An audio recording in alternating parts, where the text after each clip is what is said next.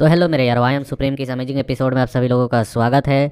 और जितने भी न्यू मेंबर्स के तौर पर ज्वाइन हुए थे उनमें से हैं DKM एक्सप्लेनर, साइकत पाउल, उमेश, आयुष, कनवार, साहिल, शिखा। तो आप सभी का स्वागत है।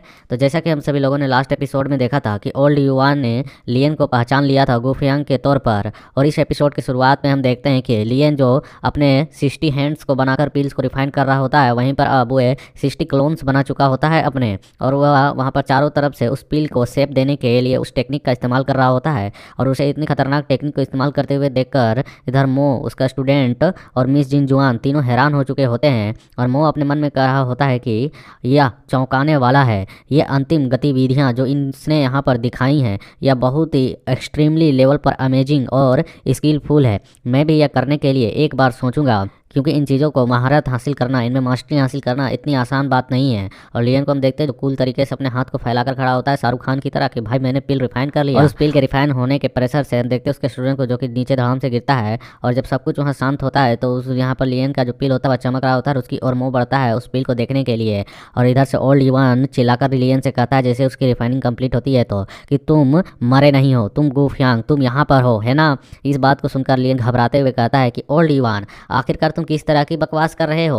और ओल्ड युवान उसे धमकाते हुए कहता है कि यह सब कुछ मैं अब समझ पा रहा हूँ, कोई आश्चर्य की बात नहीं है। जब हम उस आउटर लेयर ऑफ यूनिवर्स में मिले थे उस स्टार वाले एरिया में, तो वहाँ पर तुम्हारी जो टैलेंट थी जिससे मैं काफ़ी चौंक चुका था और काफ़ी आश्चर्यचकित वाली तुम्हारी ऑरा थी, क्योंकि तुम्हारा जो बॉडी है वह किसी अधेड़ किशोरावस्था की लगती है, टीनेजर की। लेकिन जो तुम्हारी बुद्धि है और जो तुम्हारा टैलेंट है, जो तुम्हारी कौशलता है, वह एक अविश्वसनीय तौर पर मौजूद है, जिसे कई वर्षों तक रिफाइन करने के बाद लोगों को मिलता है। इसलिए तुम मुझे यहाँ पर बेवकूफ़ बिल्कुल भी नहीं बना सकते हो। इस बात को सुनकर फिर लियन भी मुस्कुराते हुए अपने मन में सोचता है कि ओल्ड युवान निस्संदेह मुझे पहचान सकता है, क्योंकि इतने समय तक हम एक दूसरे के साथ रहते हुए आ रहे हैं, तो मैं इसकी उम्मीद नहीं कर सकता हूँ कि वह मुझे पहचाने ना। इसलिए लियन कहता है कि चूंकि तुमने मेरे मुखौटे के आर पार देख लिया है, तो क्या तुम्हें डर नहीं लगता है कि मैं अब तुम्हें इस वर्ल्ड वॉर मोन्यूमेंट से बाहर नहीं जाने दूंगा। यह सुनकर ओल्ड युवान के सोल बॉडी से सोल निकल जाती है और वह धड़ाम से गिरते हुए कहता है कि क्या मुझे अब समझ में आ रहा है जो कि तुमने कहा था कि तुम अपने कल्टीवेशन के पीक तक वापस पहुंचोगे और फिर मुझे छोड़ दोगे। तो इसका मतलब तुम 9 हेवनली रियलम्स के टॉप पर जाने की बात कर रहे थे। यहाँ तक कि यदि मैं आपकी असलियत ना भी देखता तो मैं तुम्हारे वर्ल्ड वॉर मोन्यूमेंट के रहस्य को जान चुका था। तो यह जाहिर सी बात है तुम मुझे इतनी आसानी से नहीं जाने देते। लियन उसे कहता है कि ओहो ओलिवन, निराश मत हो यार। चाहे हम उस बाहरी ब्रह्मांड में हो या फिर इस वर्ल्ड वॉर मोन्यूमेंट के अंदर, तुम्हारी जो कल्टीवेशन है वह कभी नहीं रुकेगी, उसमें कोई अड़ंगा, कोई रुकावट नहीं आएगी और हम एक दूसरे के साथ यहाँ पर अधिक चर्चा कर पाएंगे। क्या तुम्हें यह फ़ायदेमंद नहीं लगता है? क्या तुम इस वर्ल्ड वॉर मोन्यूमेंट के भीतर इन चीज़ों को नहीं सीखना चाहते हो? और वह उसे दिलासा दे रहा होता है। ओलिवन कह रहा होता है कि खैर, यदि आप होली क्षेत्र के भीतर मेरे बॉडी को तलाश करते हैं और उसके साथ मेरे बॉडी को जोड़ देते हैं, तो मैं वापस आकर तुम्हारे इस वर्ल्ड वॉर मोन्यूमेंट को और भी अच्छी तरीके से रिफाइन कर पाता, इसे और भी अच्छे तरीके से ठीक कर पाता, इसके सही स्थिति में ला पाता और इसमें तुम्हें ज़्यादा सहायता मिलता। ये सुन लियन कहता हूँ ओल्ड वन, तुम्हें पता है कि होली क्षेत्र में हर जगह तरह तरह की आंखें होती हैं जो हर जगह एक दूसरे को घूरते रहती है। तुम्हें वहाँ पर वापस जाने के बाद लगता है कि यहाँ आने का मौका भी मिलेगा। मैं लगभग इस चीज़ के लिए श्योर हूँ कि जब दो सोल आपस में मिलेंगी, उसके बाद जो तुम्हारी कल्पनाएं होंगी वह बस अविश्वसनीय रूप से कठिन क्षण में बदल जाएगी, मतलब कि रुकावट के तौर पर बदल जाएगी। यह सुन ओल्ड वन भी थोड़ा सा उदास होते हुए सोच रहा होता है। वो अपने मन में कहता है कि लियन ने जो कहा वह सच है। मेरी असफलता और पतन के लिए कई लोग इंतजार कर रहे हैं। यदि मैं वहाँ जाता हूँ तो फंस भी सकता हूँ। यहाँ पर लियन कहता है कि हम दोनों के लिए यहाँ होना, इसकी मरम्मत करना कोई बहुत ही बड़ी काम तो है नहीं। जब हम दोनों एक साथ मिलकर यहाँ पर इन डिवाइन लेटर्स को और सैकड़ों मौजूद गोल्डन लेटर्स को सीखने की कोशिश करेंगे और उसे विश्लेषण करेंगे, इस पर चर्चा करेंगे, तो इसे आसानी से सॉल्व कर पाएंगे। और वह उसके सामने जाकर कह रहा होता है कि वापस जाने के बारे में तो भूल जाओ, मैं तुम्हें तब तक बाहर नहीं जाने दूंगा जब तक कि मैं अपने 9 हेवनली रियलम के पीक तक नहीं पहुंच जाता हूं। समझ में आया लिटिल युवान? और यहाँ ओल्ड युवान से लिटिल युवान में इसको बदल दिया। यहाँ युवान जो होता है वह गोल्टी खाते हुए कह रहा होता है, मतलब गुड़कते हुए कि नहीं नहीं, तुम्हारे जैसा कमीना, आखिरकार तुमने यहाँ पर किसी और के बॉडी को छीन कर कब्जा किया है और तुम्हारी इस बॉडी का जीवन काल ही कितना है। तुम निश्चित तौर पर अपने सॉवरेन लेवल के पीक तक भी नहीं पहुँच पाओगे, तो उस टॉप लेवल तक जाने की बात ही मत करो। तुम्हें यह बात अच्छी तरह से मालूम होनी चाहिए। ये सुनकर लियन कहता है कि हैं, मैंने कब कहा कि इस बॉडी को मैंने कब्जा किया है, यह रियल तौर पर मेरी बॉडी है। ओल्ड वन कहता है व्हाट, तुम कह क्या रहे हो, ये तुम्हारी बॉडी कैसे हो सकती है। और लियन बाहर की ओर के सीन को देखते हुए कह रहा होता है मैं स्वयं इसके बारे में पूरी तरह से नहीं समझ पाया हूँ, इसलिए फिलहाल इसे एक तरफ कर दें, मैं इसके बारे में तुम्हें बाद में समझाऊंगा। तो यहाँ पर लियन तो उस बॉडी में जबरदस्ती नहीं गया है, ऑलरेडी खुद रिकारनेट हुआ है। और यहाँ पर लियन बाहर की ओर कह रहा होता है कि मास्टर मो, अब यहाँ पर आप इवेल्युएट कर सकते हैं, मूल्यांकन कर सकते हैं कि इन दोनों में से कौन सी पील अच्छी है। और जो मुंह होता है वह उस पील को तो देख रहा होता है, साथ में उसका चेला भी देखते हुए कह रहा होता है कि ये दोनों पील निश्चित तौर पर 2-4 ट्रांसफॉर्मेशन ट्रू पील है और दोनों बहुत ही टॉप क्वालिटी की लग रही हैं। उनके स्वरूप और उनका जो गंध है वह बिल्कुल समान लेवल का लग रहा है, लेकिन वह व्यवहारिक रूप से किसी भी तरीके से कोई भी खराबी इनमें नज़र नहीं आ रही है। और मो अपने मन में कह रहा होता है कि लियन जो है वह संभवतः तौर पर मेरे मास्टर के रिफाइनिंग लेवल तक पील्स को रिफाइन करता है, जैसे मेरे मास्टर करते हैं जिस लेवल पे। और इसके टैलेंट को देखने के बाद मैं निश्चित तौर पर श्योर नहीं हूँ कि मैं इससे हाई क्वालिटी के पील्स को रिफाइन कर सकता हूँ या नहीं, लेकिन फिर भी मैं यहाँ पर लगातार 3 बार इन पील्स को रिफाइन करने के दौरान भटका हूँ। और वह यहाँ पर लियन से कहता है कि है, मैं यहाँ पर अपनी हार मानता हूँ और आप यहाँ पर इस बेट को जीतते हैं। ये सुन उसका चेला कर रहा था मास्टर आप कैसे हार सकते हैं, ये दोनों पील्स की जो क्वालिटी है वह बिल्कुल समान लग रही है। मो कहता है कि यह जो क्वालिटी के मामला है वह निश्चित तौर पर मुझसे अधिक है उनका, और इसके अलावा जो यहाँ पर रिफाइनिंग प्रक्रिया हो रही थी उसके दौरान इसने मुझे कई बार रास्ते को दिखाया है, कई बार समझाया है, इसकी वजह से मैं इस चीज़ को रिफाइन कर पाया। और वह लियन के सामने झुकते हुए करा होता कि मैं मो हुआ युआन अपनी हार स्वीकार करता हूँ, और मैं यहाँ पर आपके मास्टरी लेवल्स को देखकर, आपके टैलेंट को देखकर मुझे यह पता चल रहा है कि मैं बस कुएं में बैठा एक मेढक मात्र हूँ। आपने जो मुझे मार्गदर्शन दिखाया है और जो भ्रम से बाहर निकाला है उसके लिए धन्यवाद। और यहाँ मो भी करा होता है कि यह ब्रेट, इसके लिए यह चीज़ ज़रूरी थी क्योंकि यह 8वें रैंक का यहाँ पर रिफाइनर बन गया तो यह यहाँ पर एक तरीके से भ्रम में पड़ गया था। यह इसके भविष्य के लिए काफ़ी फायदेमंद होगा। इसके अलावा जिससे वह हारा है कोई एरा गैरा नहीं, वह खुद गु फेंग था, तो उसके लिए यह सम्मान की बात है। और यहाँ पर हम देखते हैं यहाँ पर मो जो होता है वह खामोश होता है, कुछ सोच रहा होता है। तभी वह अपने उन कपड़ों के बीच से एक डेगर को बाहर की ओर निकालता है बहुत ही तेजी से, और उस डेगर को लियन की ओर बढ़ते हुए देख, और यहाँ पर जो ओल्ड लेडी वुचेन होती है वह कहती है मास्टर मो जल्दबाजी मत करें। उसका चेला भी घबरा चुका होता है और मिस जिन जुआन भी कहती है कि मास्टर लियन अपने आप को संभाले, अपने आप को बचाएं। लेकिन हम देखते हैं जो लियन होता है बहुत ही खामोशी से उसी की ओर देख रहा होता है, और जो मुंह होता है वह डेगर निकालने के बाद लियन के सामने करके वह झुक जाता है और कहता है कि यह मेरा मास्टर फ्रोस्ट पर्ल क्रिश है, मेरा जीवन अब तुम्हारे हाथों में है। और वह यहाँ पर इस ड्रैगर को निकाल कर इसलिए दे रहा है ताकि लियन उसका जान ले सके। और वह चिल्लाकर कहता है कि मुझे आपकी बात सुननी चाहिए क्योंकि मैं हार चुका हूँ, लेकिन थंडर विंड कॉमर्स गिल्ड के साथ मैंने पहले ही अपना वचन दे रखा है जिसे मैं बिल्कुल भी नहीं तोड़ सकता हूँ, उससे पीछे नहीं हट सकता हूँ। अतः इसका एकमात्र यही सुविधाजनक सॉल्यूशन निकल रहा है कि आप मुझे मार दें। यह सुन हम देखते हैं यहाँ पर जो मिस जिन जुआन होती है वह कह रही होती है कि मास्टर मो आप आखिरकार किस तरीके की बातें कर रहे हैं, आप एक काफ़ी प्रतिष्ठित मास्टर के स्टूडेंट हैं और खुद ही काफ़ी अच्छे अल्केमिस्ट हैं, कभी भी थंडर कॉमर्स गिल्ड आपके साथ ऐसा करने के बारे में सोच भी नहीं सकता। आखिरकार उन्होंने आपको धमकाया है कि या फिर क्या किया है जो आप उनका साथ दे रहे हैं और आप उनकी वजह से हमारी मदद करने के बजाय मरना पसंद कर रहे हैं। मो कहता है कि मुझे मार दो, मैं कभी भी यहाँ पर मिस जिन जुआन का वायलेट क्लाउड कॉमर्स गिल्ड है उसकी मदद नहीं कर सकता हूँ। लियन उसकी बात सुन वह उस डेगर को लेते हुए कहता है कि मुझे तुम्हारे जीवन में कोई दिलचस्पी नहीं है, लेकिन यह जो क्रिस है यह काफ़ी अच्छा लग रहा है, मैं इसे ले रहा हूँ। यदि तुम मुझसे नहीं जीत सके हो तो क्या हुआ, यहाँ पर अगर तुम वायलेट क्लाउड की मदद नहीं कर सकते हो, लेकिन इसके लिए तुम्हें चिंता करने की आवश्यकता नहीं है, मेरे पास तुम्हारे लिए और भी कई काम हैं जिन्हें तुम कर सकते हो। और हम देखते हैं सुन मौका रहा होता है कि एक और काम, क्या आप सचमुच में मुझे अपने इस वायलेट क्लाउड कॉमर्स गिल्ड की मदद करने के लिए मजबूर नहीं करने वाले हैं। और फिर वह कहता है कि लेकिन मैं बता दूं कि मैं अपने बड़े भाई के बारे में कुछ भी नहीं जानता हूं, इसलिए मैं उसके बारे में नहीं बता पाऊंगा।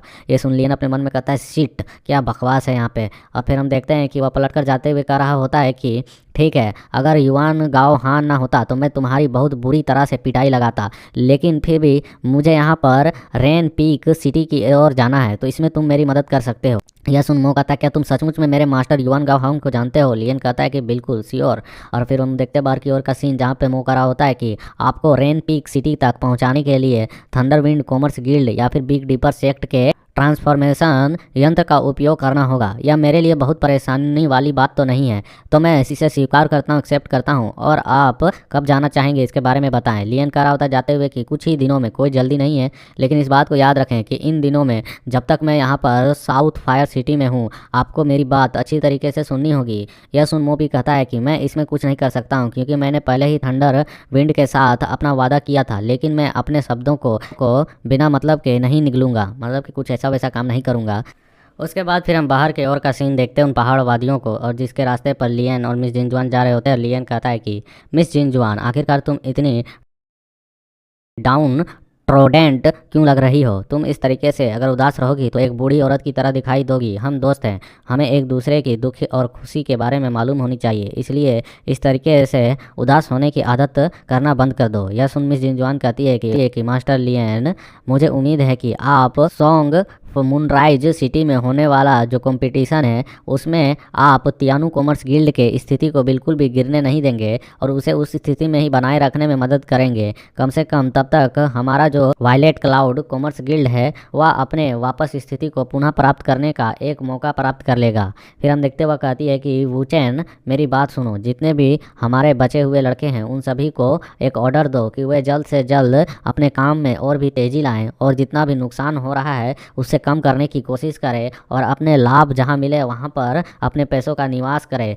जिससे हमारे जो लंबे समय तक टिकने की संभावना है वह काफ़ी अधिक बढ़ जाएगी और हमें अपने व्यापार को किसी और जगह पर स्थापित करने की, मतलब कि और भी जगह फैलाने के बारे में सोचो, क्योंकि यहाँ पर तो इन लोगों ने हमारी स्थिति खराब कर रखी है। और यह सुन वुचेन कहती है, मैं अपनी लाचारी पर काफ़ी शर्मिंदा हूँ गिल्ड मास्टर, कि मैं यहाँ पर साउथ फायर सिटी में कुछ भी गड़बड़ी को संभाल नहीं पा रही हूँ और यहाँ पर मौजूद हमारा कोई भी दोस्त हमारी मदद करने नहीं आ रहा है, लेकिन हम जल्द ही अपनी स्थिति को सुधार लेंगे। और मिस जिनजुआन रोते हुए कह रही होती है कि दुनिया ऐसे ही चलती है, जो इतने लोग परेशान करने वाले होते हैं उनकी तुलना में दया दिखाने वाले और भी अधिक कम होते हैं। ये सुन लियन कहता है कि अरे यार, तुम लोग यहाँ सचमुच में इस तरीके से दुखी मत हो, ठीक है, बस मुझे अपनी जो तुम्हारे जो मटेरियल्स हैं उनका जो रेसिपी है वो दे दो, मैं उसमें कुछ सुधार कर दूंगा और 3 दिनों के अंदर उन सभी को एक अच्छी तरीके से बनाने की एक मेथड दे दूंगा, जिससे तुम्हारा जो मुनाफा है वह बढ़ जाएगा और नुकसान नहीं होगा। ये सुन मिस वुचेन कहती है कि क्या 3 दिनों में इतनी सारी चीज़ों में तुम सुधार ला पाओगे? क्योंकि हमारी जो मटेरियल्स हैं वह काफ़ी सारी हैं। अगर तुम यहाँ पर सिर्फ हमारे टॉप ग्रेड के मटेरियल्स में ही सुधार ले आते हो और उनके लिए एक अच्छी टेक्निक देते हो तो हमारा जो गिल्ड है वह अपनी स्थिति को बनाए रख पाएगा। लियन कहता है कि आपको बस मुझे अपनी बड़ी मात्रा में एक स्टार लाइट स्टोन्स को और प्रीमिडियल स्टोन्स को उपलब्ध करानी है, जिसके बाद मैं 3 दिन के अंदर ही इन चीज़ों को कर लूँगा। और यहाँ पर ये सुन जो ओलिवान होता है वह चिल्लाते हुए कहता है कि प्रोटेस्ट, मैं यहाँ पर विरोध करता हूँ। गुफयांग, कहीं तुम किसी तरीके से इन कामों को मुझ पर तो नहीं थोपने वाले हो कि मैं उनमें सुधार लाऊं, वो भी 3 दिनों के भीतर? ये सुन लियन कह रहा होता है, अरे यार, तुम कितना हड़बड़ाते हो, निश्चित तौर पर तुम इन चीज़ों को ईजिली तौर पर कर सकते हो और तुम्हारे लिए तो ये चीज़ें बस एक लो टियर के आर्टिफैक्ट्स हैं और लो टियर के मटेरियल्स हैं जिनमें तुम्हें कुछ हद तक सुधार करनी है। वैसे भी आपको क्या स्टार लाइट स्टोन नहीं चाहिए क्या? उनकी ज़रूरत नहीं है? तभी दूसरी ओर से हम देखते हैं कि जो मास्टर मोह का चिल्ला होता है वह दौड़ते हुए आ रहा होता है, कहता है कि सिस्टर जिनजुआन मेरी बात सुनो। और वह कसकर ब्रेक लगाकर उसके सामने झुकते हुए उस पोटली को वापस करते हुए कह रहा होता है, मैं आपसे औपचारिक रूप से, मतलब ऑफिशियल तरीके से माफ़ी मांगता हूँ, कृपया मेरे कार्यों के लिए मुझे माफ़ कर दें। ऐसा लगता है कि मैं अभी भी कुछ नहीं समझ पाया हूँ और इन गलतियों को कर बैठा हूँ। और वह उस पोटली को दे देता है मिस जिनजुआन को और दौड़कर भागकर वहाँ से जाने लगता है। और यह देखकर जो वुचेन होती है वह कहती है कि यह कितना चालाक लड़का है, कम से कम इसे इतनी छोटी सी उम्र में या तो पता है कि दुनिया किस तरीके से काम करती है। यह सुन लियन यहाँ ताना मारते हुए कहता है कि आखिरकार वह युआन गाओ हान के स्टूडेंट का स्टूडेंट है, तो जैसा मास्टर होगा उस तरीके का ही तो चेला होगा। आखिरकार उसका मास्टर भी इन्हीं चीज़ों में तो महारत हासिल किए हुए है। यह सुन युवान यहाँ पर उसके सर को खाते हुए कह रहा होता है कि मर जा साले कमीने, मैं बाहर निकलूंगा और सबसे पहले उस मुंह को सुधारूंगा और उसे एक थप्पड़ मारूंगा, उसके बाद तेरी बारी आएगी। और यहाँ पर मिस जिनजुआन कुछ स्क्रॉल्स को लियन की ओर करते हुए कह रही होती है कि यंग मास्टर लियन, या हमारे वायलेट क्लाउड कॉमर्स गिल्ड का जो मटेरियल्स को रिफाइनिंग करने की रेसिपी है वह इनमें दर्ज है और ये सभी टॉप ग्रेड की हैं, वे सभी जो हमारे लिए एक खजाने की तरह है। तो मैं चाहती हूँ कि आप इन पर थोड़ा सा रिसर्च करें और इन्हें सुधार कर दें, क्योंकि यह अब हमारे लिए कचरा बन चुकी है जब से यहाँ पर थंडर विंड कॉमर्स गिल्ड ने अपने कदम जमाए हैं। लियन कहता है कि ठीक है, चिंता मत करो, मैं इन्हें सुनिश्चित करूँगा कि 3 दिनों के अंदर से एक अच्छा परिणाम रिजल्ट तुम्हें दे सकूं। और वह वहां से उन स्क्रॉल्स को लेकर जाते हुए कह रहा होता है कि यदि यह आपके किसी भी वर्तमान कार्य को प्रभावित नहीं करता है तो यथासंभव 3 दिनों के भीतर, मतलब कि इन स्क्रॉल्स लेने तुम्हें कोई प्रॉब्लम नहीं होनी चाहिए। तुम 3 दिनों के अंदर स्टार लाइट स्टोन और पिरामिडियल स्टोन्स को तैयार करके रखना, मुझे कुछ काम है इसलिए मैं यहाँ से जा रहा हूँ। और वह वहाँ से चला जाता है और उसके जाने के बाद मिस वुचेन जो होती है वह कहती है कि गिल्ड मास्टर, क्या वह आदमी सचमुच में भरोसेमंद है? ये जो हमारे मटेरियल्स को बनाने वाली रेसिपी थी यह काफ़ी मूल्यवान थी। भले ही वह जो है वह अस्क्राय क्रेन कॉमर्स गिल्ड को हरा ना सके, लेकिन वह उन्हें कहीं पर और जाकर बेचने का काम कर सकता है। ये सुन मिस जिनजुआन सोचते हुए कहती है, वह मास्टर मू को हराने में सक्षम था, तो क्या आपको लगता है कि वह उस तरीके के काम को करेगा? वह हमारी रेसिपी को बिल्कुल भी नहीं चुराएगा। फिर हम देखते हैं कि लियन वापस अपने कमरे में आ गया होता है और वह वहाँ पर आकर कहता है, ओह तो वह लड़की यहाँ से चली गई है। और उसने यहाँ पर एक लेटर छोड़ रखा होता है जिसे पढ़ रहा होता है लियन, और उसमें लिखा होता है कि मैं बिग डीपर सेक्ट में वापस जा रही हूँ। मैं इस चीज़ को श्योर करूँगी कि तुम वहाँ के फॉर्मेशन टेलीपोर्टेशन फॉर्मेशन यंत्र को उपयोग कर सको, इसलिए मेरा इंतजार करना। और फिर लियन उस लेटर को जला रहा होता है, दूसरी ओर से उस स्टोन को निकालता है जो उस मोटे गेंडे से उसने छीना होता है, और इस स्टोन का नाम लियांग कुआन का नेथर राइजून स्टोन कहा जाता है इसे। और लियन उस स्टोन पर अपने फोर्स को लगाता है, उसे तोड़ता है तो उस स्टोन के अंदर कुछ और एक मूर्ति निकलती है, जिसे देखकर कहता है, वाह यह तो कुछ और ही निकल रहा है इसके अंदर। और वह फिर उस मूर्ति को पकड़कर उसकी जांच करते हुए कहता है कि इसके जो अंदर का भाग है तांबे जैसा और बाहरी सोने जैसा, जो कि यहाँ पर बाहर से नेथेराइजू स्टोन से ढका हुआ था, इसे छुपा कर रखा हुआ था। किसी ने यह सब कुछ जानबूझकर किया है। इस गुड़िया के अंदर कुछ तो स्पेशल है, क्योंकि उसने यहाँ पर उस तरह के स्टोन के अंदर छुपा कर रखा था, तो यह तो जाहिर तौर पर नेचुरल गुड़िया तो नहीं होगा। और वहाँ पर उस गुड़िया को ओल्ड ईवान को दे देता है और कहता है कि ओल्ड ईवान तुम इस पर थोड़ा सा विश्लेषण करो, इसकी जाँच पड़ताल करो कि यह क्या चीज़ है। यह सुन ओल्ड ईवान कहता है कि मैं फिर से नहीं, आखिरकार मैं तुम्हारे कितने सारे कामों को करूंगा। लियन कहता है कि अरे यार तुम यहाँ पर अंदर के काम को संभालो, मैं बाहर के काम को संभालूंगा, काम खत्म। और वह वहाँ पर फिर रूम में होता है और फिर अचानक से वहाँ से रूम से बाहर की ओर एंट्री ले लेता है और वह उस होटल से बाहर की ओर जाते हुए अपने मन में करा होता है कि चलो जरा सा उस लड़की के सेक्ट की ओर जाया जाए और उसके जो वहाँ पर सम्मेलन होने वाला है, कॉम्पिटिशन होने वाला है, उसे थोड़ा सा देखा जाए। और इसके इसी सीन के साथ यहाँ पर यह चैप्टर कंप्लीट होता है। So like share comment and support. Next episode जल्द लाने की कोशिश करूँगा, तब तक के लिए टाटा बाय बाय।